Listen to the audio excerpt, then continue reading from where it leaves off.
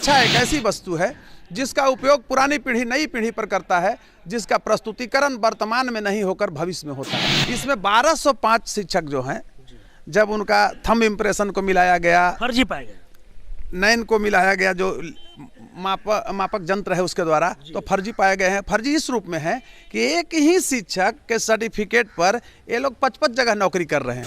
भगवान है के पाठक, और के पाठक मैं अनुरोध कर रहा हूं। नमस्कार, आप देख रहे हैं लाइव सिटीज, मैं हूं आपके साथ रोहित। आपको बता दें कि नियोजित शिक्षकों का मामला पटना हाई कोर्ट में पहुंच गया। आपको बता दें कि नियोजित शिक्षकों का सक्षमता परीक्षा चल रहा था, जिसमें 2 लाख से ज़्यादा शिक्षकों ने इस सक्षमता परीक्षा में हिस्सा लिया, और वहीं कुछ नियोजित शिक्षकों ने इस लगातार सक्षमता परीक्षा का विरोध किया। और ऐसे में अब देखिए, अब नियोजित शिक्षकों का जो मामला है वो अब पटना हाई कोर्ट में पहुंच चुका है।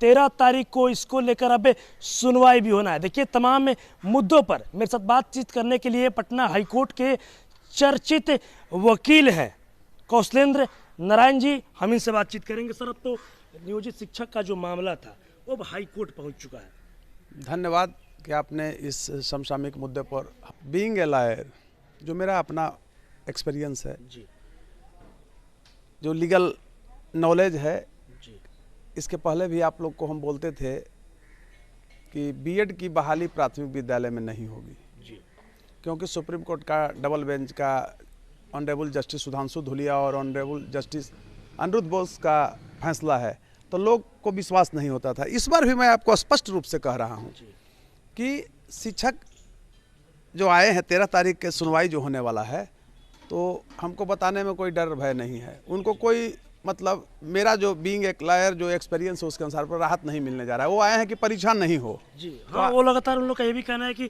मतलब सक्षमता परीक्षा नहीं हो, बिना शर्त राज्यकर्मी का दर्जा मिलना चाहिए। ठीक है, तो एक चीज़ आप बताइए, अभी बोले बिना शर्त मिलना चाहिए, तो कंडीशन आप डालेंगे। आपको तो लाभ सरकार दिया, इसलिए कि 3 बार ऑनलाइन का प्रावधान था। विधानसभा में सरकार घोषणा कर दिया कि 2 बार हम ऑफलाइन भी लेंगे, 5 बार लेंगे। तो 5 बार में भी जब नहीं पास कीजिएगा तो आप क्या हैं बताइए? इसका अर्थ कुछ नहीं जानते हैं। अच्छा, दूसरी चीज़ कि आपको नौकरी से नहीं हटाया जाएगा। हाँ, राजकर्मी का दर्जा देने में परेशानी होगा। हो सकता है कि सरकार का कुछ ऐसी पॉलिसी है कि अपडेट करे। आप एक चीज़ को समझिए, जैसे डिफेंस के पास, सिपाही के पास राइफल होता है ना, जी, जी, जी, और सिपाही कहे कि हमको 1 लाख 1.5 लाख सैलरी दीजिए, और नहीं अगर सरकार बात मानेगी तो हमको सबको शूट आउट कर देंगे, तो आप शिक्षक न हैं। आपको लचीला होना चाहिए, आपको कानून के तहत चलना चाहिए। तो पहले तो आपने कहा कि हम परीक्षा देंगे ही नहीं, तो 2 लाख, मैं बता रहा हूँ, मेरे पास डाटा है, 21,255 शिक्षक जो है से परीक्षा दिए। जी, कुछ लोग को यूनियन वाले का किया कि परीक्षा में फॉर्म नहीं भरने दिया, अब वो लोग भी अपने में लड़ रहे हैं कि छूट गए, तो छूट गए। ये सरकार है ना, यहाँ आप डरा करके ना काम कीजिएगा। सबका नियम कानून बना हुआ है। तो स्पष्ट रूप से मैं बता रहा हूँ पत्रकार महोदय कि उनको कोई राहत नहीं मिलने जा रहा, परीक्षा देना पड़ेगा। मतलब अब 13 तारीख को जो मामला हाई कोर्ट में पहुंचा है, तो नियोजित शिक्षकों को कोई राहत नहीं, परीक्षा आपको। हाँ, एक चीज़ है, बीइंग ए लॉयर, ह्यूमनिटी, एक चीज़ इसमें है सरकार की भूल कि नौकरी से वो नहीं हटाएगी। आप पूछिए क्यों भाई? आप 15 साल 18 साल जिससे सेवा ले लिए 10 साल, उसको कैसे आप हटा दीजिएगा? उसके बाल बच्चे हैं, सब कुछ हैं। अच्छा, सरकार से भी देखिए टेक्निकल भूल है, दोनों पक्ष को देखिए। सरकार पहले भी जो है दक्षता परीक्षा लिया है। अब इस पर शिक्षक लोग भी कहते हैं कि आप ये चीज़ को रखते हैं आम जनमानस में। दक्षता परीक्षा जब सरकार लिया तो आखिर शिक्षक आप ही लोग ने, मीडिया वाले जा रहे हैं जिनको ABCD भी नहीं आ रहा है। आप ये समझिए, वो पूछा रहा है कि कल हम आप ही लोग आज पेपर में देखे हैं कि चौरा चौरी कांड का पूछा गया तो चोरी से संबंधित है।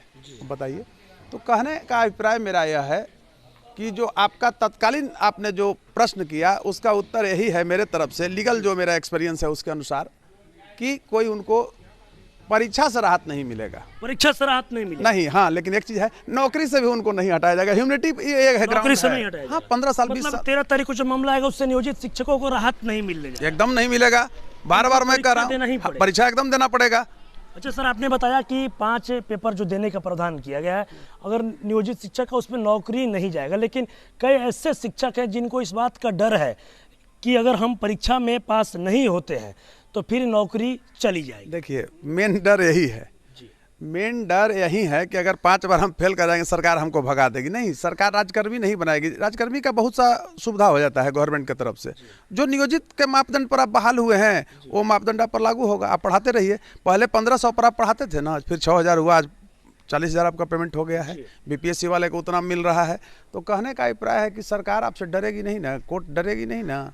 आप अपना तथ्य रखे हैं, लेकिन आप जो डिक्टेटरशिप चला रहे हैं कि हम परीक्षा नहीं देंगे, ये तो मोनार्की में भी ऐसा नहीं। मोनार्की में तो शिक्षक जीत पर भी नहीं देंगे परीक्षा। नहीं, ये शिक्षक खुद अपने को मोनार्की मान रहे हैं। ये डेमोक्रेटिकल देश है। हाँ, एक चीज मानिए, सरकार का जो रूप है, सरकार का ही इसमें कहीं ना कहीं से भूल है। भूल क्या है, मैं बार बार कहता हूँ कि बिहार में अभी है का इधर 8-10 वर्षों से कॉन्स्टिट्यूशनल ब्रेकडाउन है। अब देखेंगे, मैं किसी सरकार पर टिप्पणी नहीं कर रहा हूँ, सब सरकार, कोई सरकार आए, अस्पष्ट रुख ही सरकार का नहीं है। अस्पष्ट रुख के चलते मशक्कत उठानी पड़ रही है। आज आप देखेंगे कि सरकार 3-4 बार उधर भी परीक्षा लिया है ना, फिर ये परीक्षा ले रही है। आप विद्यालय में जाते हैं, कैसा परीक्षा है भाई सरकार का, कि जो शिक्षक और शिक्षिका ABCD भी नहीं बता रहे हैं, आप जा रहे हैं विद्यालय में तो आप ही ना पूछते हैं जा करके, ऑन रिकॉर्ड आप दिखा रहे हैं। तो यही बिहार का शिक्षा व्यवस्था है। और देखिए, मैं भी एडवोकेट के अलावा एक इस बिहार का नागरिक हूँ, बिहार का बच्चा हूँ। हमारा भी बिहारीपन मेरे अंदर है, दर्द है बिहार के प्रति। और मैं बार बार आप लोग के बीच में कहता हूँ, मेरा जो अपना थिंकिंग है कि शिक्षा एक ऐसी वस्तु है जिसका उपयोग पुरानी पीढ़ी नई पीढ़ी पर करता है, जिसका प्रस्तुतिकरण वर्तमान में नहीं होकर भविष्य में होता है। और हमारा भविष्य बर्बाद होने के लिए वर्तमान बर्बाद हो रहा है। आप ये समझिए, ऐसे समझिए कि विगत साल भर पहले, 1 वर्ष पूर्व, बिहार का शैक्षणिक जो स्थिति थी, नीति आयोग का जो रिपोर्ट है उसमें कितने नंबर पर था? 51वां पायदान पर चला गया था। उसके पहले 28वां पायदान पर। बताइए, तो क्या है सक्षमता दस्ता भाई परीक्षा? अच्छा सर, मेरा एक सवाल ये भी है कि अब जो नियोजित शिक्षक जो सक्षमता परीक्षा देकर जो बहाल हो रहे हैं, वैसे कई ऐसे शिक्षक फर्जी भी पाए गए हैं। उन शिक्षकों को लेकर आप क्या कुछ कहिएगा? और वो शिक्षक अगर फर्जी पाए गए हैं तो फिर उन शिक्षकों पर क्या कुछ धारा लागू होगी और क्या कुछ सरकार उन पर एक्शन ले सकती है? जी, बिल्कुल, बहुत अच्छा लगा। एक क्वेश्चन होना चाहिए था। अभी सुने हैं, और जो आप लोग मीडिया, प्रिंट मीडिया में देखे हैं, जो रिकॉर्ड सरकार से जो निकला है अभी, उसमें 2,21,255 शिक्षक परीक्षा दिए, ये सक्षमता परीक्षा। इसमें 1205 शिक्षक जो हैं, जब उनका थंब इम्प्रेशन को मिलाया गया, फर्जी पाए गए, नैन को मिलाया गया, जो मापक यंत्र है उसके द्वारा, तो फर्जी पाए गए हैं। फर्जी इस रूप में है कि एक ही शिक्षक के सर्टिफिकेट पर ये लोग 55 जगह नौकरी कर रहे हैं। हाँ, एक हाँ, तो हमारे के यहाँ बहुत अच्छा लगा सेक्शन पूछे, तो IPC का 3 सेक्शन इसमें सटीक बैठेगा। 3 सेक्शन। फर्स्ट तो 420 लगेगा इस पर, 420। अच्छा, 420। हाँ, उसके बाद 465, उसमें 2 साल सजा का प्रावधान है, इसलिए कागज के साथ छेड़छाड़ हुआ है। तीसरा, इसमें स्पष्ट रूप से मैं कह रहा हूं कि 417 भी लगेगा। तो 3 धारा के तहत इनको दंड मिलना चाहिए। और जो मनी लिए हैं, सरकार का जो हरास हुआ है फाइनेंशियल, जो फर्जी तरह से इन्होंने बहाल होकर के पाया है, उसका रिकवरी भी हो सकता है। जिस जिला में बहाल हैं वहाँ उनको अरेस्ट करके कोषागार में पैसा डलाएगा।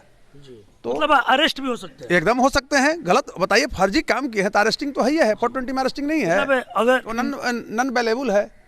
उधर भी जो है सो नन अवेलेबल है। हालांकि आपको 465 जो है, और उधर आपको 470 जो है, उसमें बेल उनको मिल सकता है। लेकिन 420 तो नॉन अवेलेबल है, उसमें बेल ही नहीं मिलेगा। बेल नहीं, 7 ईयर सजा है।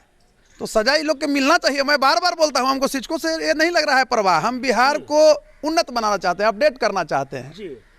आपको मैं बता रहा हूँ कि विद्यालय में आप चले जाइए, आपके कैमरे पर मैं बोल रहा हूँ, स्पष्ट रूप से बोलता हूँ जी सर, कि अभी 4 बजे, 4:15 बजे तक शिक्षक अपना सेवा दे रहे हैं। जी, शिक्षक अब सेवा दे रहे हैं। अब वैसे जो शिक्षक फर्जी पाए जा रहे हैं, ऐसे लगातार शिक्षकों पर जो के पाठक जी हैं, उनका नज़र एकदम लगातार है उनका। नहीं, देखिए एक चीज मैं स्पष्ट रूप से के पाठक इधर जो 2-3 महीना में एक दो हरकत किए थे सुने की गाली, मैं स्पष्ट रूप से नहीं करूंगा।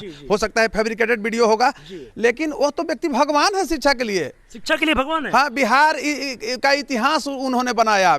आने वाला पीढ़ी याद करेगा के पाठक को, भगवान जिसको भगवान कहते हैं ना, माने क्या आस्थावान लोग कि सबसे ऊपर चीज होता था। शिक्षा जगत के लिए वो भगवान है। किसी को फिक्र था, मतलब शिक्षा जगत के लिए के पाठक जी भगवान। आप देखिए, हम भी तो इसी बिहार के नागरिक हैं ना। एक लायर के अलावा हमको भी सामाजिक अनुभव तो है ना।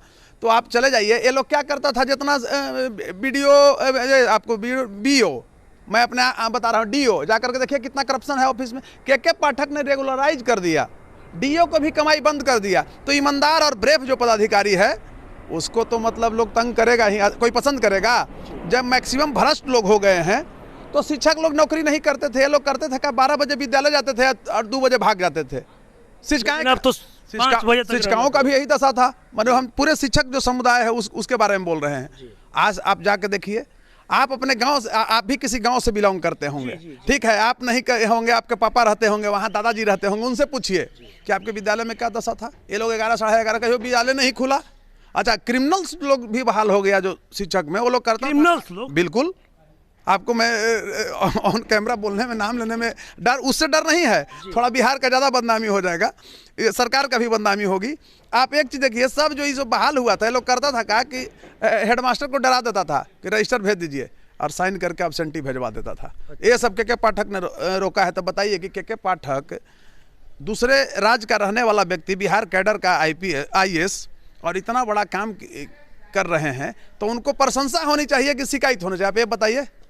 मैं स्पष्ट के पाठक से मुझे कोई लेना देना नहीं है, मैं आज तक उनसे मिला भी नहीं हूँ, स्पष्ट रूप से कह रहा हूँ। लेकिन बड़ा ही होना चाहिए। एक शिक्षित व्यक्ति जो होगा, एक बुद्धिजीवी जो होगा, वो क्या चाहेगा हमको बताइए। बिहार को और रसातल में भेज दे, आप कहिए। आज आप कॉलेज में जाएंगे, 1 मिनट सुन लीजिए इस चीज़ को, मैं दावे के साथ कह रहा हूँ। अभी आप चले जाइए बढ़िया कॉलेज, पटना यूनिवर्सिटी में चले जाइए, कुछ ऐसा डिपार्टमेंट है पत्रकार महोदय जहां पर 2-3 भी स्टूडेंट नहीं है और उनमें 2-3 प्रोफेसर 3-3 लाख 4-4 लाख रुपया ले रहे हैं। तो this is being my loss. Money का जो लॉस हो रहा है ना, वो बिल फुलफिल, जो मेरे माने ये नुकसान मेरा जो हो रहा है, कौन देगा बताइए। तो अच्छा, बहाल कौन हुआ है जाकर के देखिए। तो अब हम लोग बात करेंगे तो कई बिंदुओं पर बात करेंगे, इसलिए हम बहुत मैंने कई बिंदुओं पर बात करना नहीं चाहते हैं। हम सिर्फ शिक्षा पर बात करना चाह रहे हैं। और हाईकोर्ट से संबंधित जो मुद्दा आप हमसे हमारे बीच लेकर के आए, शिक्षा जगत के लिए के पाठक जी भगवान है। भगवान है के पाठक। और के पाठक, मैं अनुरोध कर रहा हूं एक बिहारी होने के नाते बुद्धिजीवियों से, सिर्फ शिक्षक देखिए, अधिकतर शिक्षक पढ़ाने वाले हैं, लेकिन होता है कि कुछ लंपट तबके के जो शिक्षक हैं वो उनको अच्छा लग नहीं रहा है। ये लोग तो फरार रहता था ना। देखिए अभी शिक्षक का देखे ना, खैनी मलता है, खैनी मलता है, गांजा पी के जाता है, देखते हैं दारू पीकर कहीं जाता है। ऐसे शिक्षक जो है माहौल गड़बड़ा रहा है। स्पष्ट रूप से मैं कह रहा हूँ, यूनियन क्या कर रही है, ऐसे ऐसे घुस गया है, सब पैसा वसूल रहा है। अब शिक्षकों को भी कमी नहीं है। अभी हमको कुछ शिक्षक आए थे मेरे पास, स्पष्ट रूप से मैं कह रहा हूँ, मैं भी शिक्षक रहा हूँ, आज खुल के मैं बोल रहा हूँ। आप भी शिक्षक रहे? हम भी शिक्षक रहे हैं इस पेशा में आने से पहले।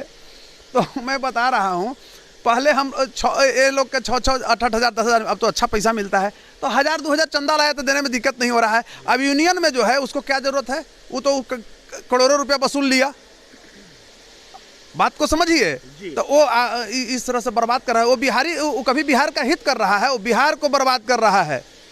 और मैं बता रहा हूँ, बीइंग ए लॉयर, मैं जस्टिस तो नहीं हूँ कि 100% दे सकता हूँ, लेकिन मेरा जो एडवोकेसी का अपना अनुभव जो है उसमें 99.9% मैं बता रहा हूँ कि राहत नहीं मिलेगा। हार के लोग जाएंगे और ये लोग बिहार को बर्बाद करने चला है। बताइए, तो कहता है परीक्षा नहीं देंगे, कहाँ सरकार कह रही है कि आप तब एक काम आप ऐसा कीजिए कि मैं स्पष्ट रूप से बोला हूँ कि विभागीय भी परीक्षा होता है, विभाग से प्रमोशन मिलता है ना। तो इन लोग को तो प्रमोशन मिलते मिलते अब 40,000 सैलरी हो गया, तो इसको 2-4 लाख चाहिए।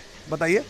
अब सबसे बड़ी जो मुद्दा यह है कि आपका नियोजित कहीं तगमा रह जाएगा, नौकरी से नहीं हटाया जाएगा। नौकरी से कैसे सरकार हटा देगी? नौकरी से नहीं हटाया जाएगा। अगर पास नहीं कीजिएगा तो नियोजित आप रहिए। हाँ, वही रहिए। पास कीजिएगा तो राज्यकर्मी का दर्जा। बिल्कुल। आपको मैं बता रहा हूँ, ये गुरु जी का एक छोटा सा चीज को देख लीजिए कि बिहार में लेबोरेटरी के लिए पैसा गया विद्यालय में 5-5 लाख रुपया।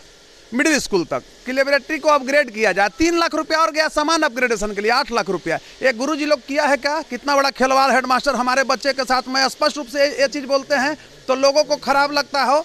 आप इस चीज़ को आप समझ लीजिए बहुत बढ़िया से कि गुरुजी क्या किए हैं कि लेबोरेटरी के लिए केमिकल खरीदना था केमिस्ट एंड ड्रगिस्ट के दुकान से। आप कहाँ से खरीद रहे हैं? आप खरीद लिया है ये लोग हेडमास्टर लोग इंटरप्राइजेस से, किताब कॉपी के दुकान से, यूटिलाइजेशन सर्टिफिकेट डाल करके। और मतलब जो शिक्षक थे वो कहीं ना कहीं दुरुपयोग कर रहे थे, हेडमास्टर जी ने उसमें सुधार लाया। बाप रे बाप, इतना बड़ा काम किया है। चलिए हम एडवोकेसी थोड़ा हट के भी कर रहे हैं ह्यूमनिटी के नाते कि कितना बड़ा बिहार के लिए उन्होंने काम किया है और उनकी जितनी सराहना किया जाए, लोगों से अनुरोध करता हूं कि सराहना होनी चाहिए। चलिए तभी आपने देखा मेरे साथ पटना हाई कोर्ट के चर्चित एडवोकेट डॉक्टर कौशलेंद्र नारायण जी थे, जिन्होंने साफ साफ कह दिया कि 13 तारीख को नियोजित शिक्षकों का जो मामला हाई कोर्ट में पहुंचा है, नियोजित शिक्षकों को कहीं से कोई राहत नहीं मिलने जा रही है। तो कहीं ना कहीं नियोजित शिक्षकों को लेकर इन्होंने बड़ा बयान कह दिया है और साफ साफ कह रहे हैं कि नियोजित शिक्षकों को नहीं राहत मिलेगी, उनको सक्षमता परीक्षा देना ही होगा। और साथ ही साथ जो फर्जी शिक्षक पाए जा रहे हैं उनको लेकर भी इन्होंने स्पष्ट तौर पर कर दिया है कि जो शिक्षक फर्जी पाए जा रहे हैं उन शिक्षकों पर 3 धाराएं लगेगी, उनको जेल भी जाना पड़ सकता। और ये क्या क्या धारा लगेगी, ये तमाम चीज़ें इन्होंने इस वीडियो में बताया। और साथ ही साथ के पाठक जी को इन्होंने भगवान बताया। के पाठक जी ने शिक्षा जगत के लिए भगवान है। और भी क्या कुछ इनका कहना था वो अपने इस वीडियो में देखा। बस इसी तरह की तमाम खबरों के साथ आप मेरे साथ जुड़े रहें। तब तक धन्यवाद।